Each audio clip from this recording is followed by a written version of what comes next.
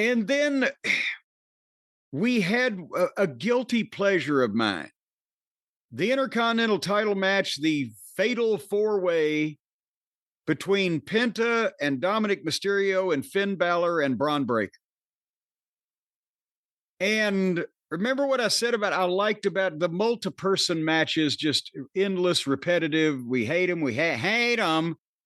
But I said the reason I liked the triple threat on night one was because they didn't do the things that normally the multi-man matches do, where they have the alley-oop and the contrived multiple-person spots where they just trade intricate tumbling like you're watching the Ed Sullivan Show or America's Got Talent for you kids in the audience. And this was a four-way, and they started alley-ooping all over the place, but Bron Breaker is amazing. I will watch Bron Breaker read the newspaper on a park bench at this point. He's a fucking amazing. And I've watched this thing just to see him do shit. And well, he double German suplexed Balor and Penta, and he double vertical suplexed Finn and Dominik. He did Breakensteiner on Finn.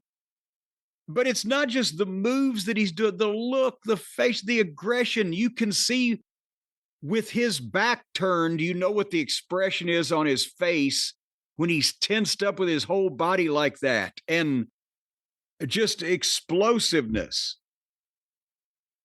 And he did the thing where he came off one of the announce desks and speared Carlito on the other announce desk, and the fucking thing busted into a goddamn million pieces.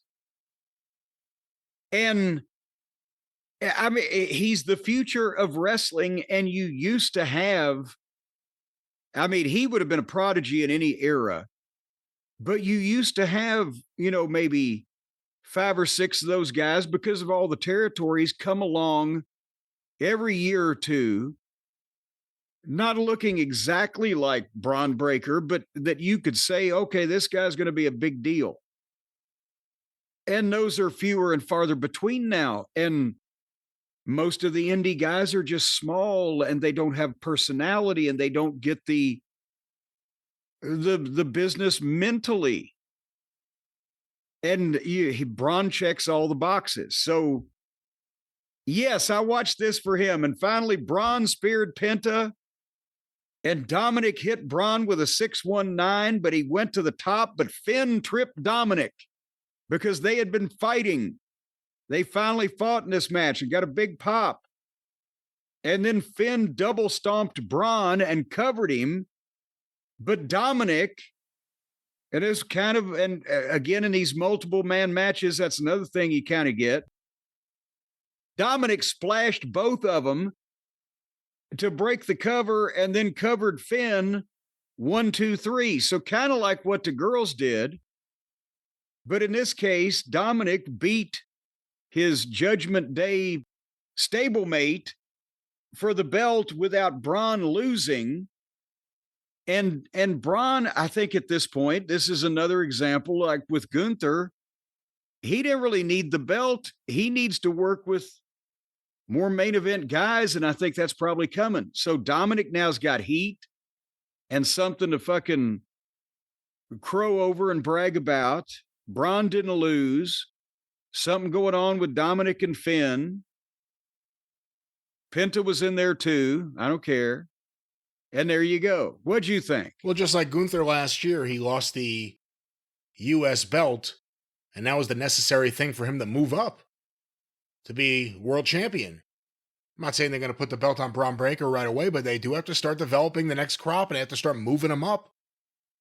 And how long? This is the second time I think he was Intercontinental Champion.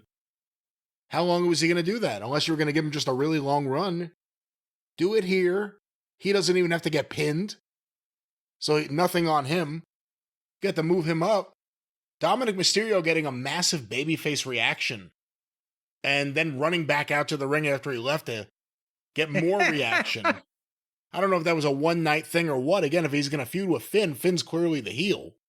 Well, yeah, but it's the WrestleMania audience that... right, but again, if he's going to feud with Finn, Finn's clearly the heel. right? Well, maybe he will be and maybe he won't be. Because Finn could be just the old stick in the mud baby face, but If Finn has a beatdown of Dominik, and all of a sudden Carlito and JD shows back up and they beat up Dominik, all of a sudden Dominik's a sympathetic babyface, although he's still with Liv and she's a heel. I don't know. It's interesting to see where they're going to go. I didn't expect the finish. I expected that the Judgment Day would have issues and it would cause something, but I was surprised by the way it went down, and massive reaction for Dominik Mysterio. The fans were jovial for this entire second show. The earlier thing about the crowd noise, I'm sure if they noticed an issue, they improved something. But I also think the things that connected here connected better than they did on night one. Yeah. Whether it was the overall, women's match, they were, or this. Yeah. Overall, they were just happier to be there. And that's so now out of what I've lost track, but EO is the only one who's retained out of like 6 title matches so far over both nights.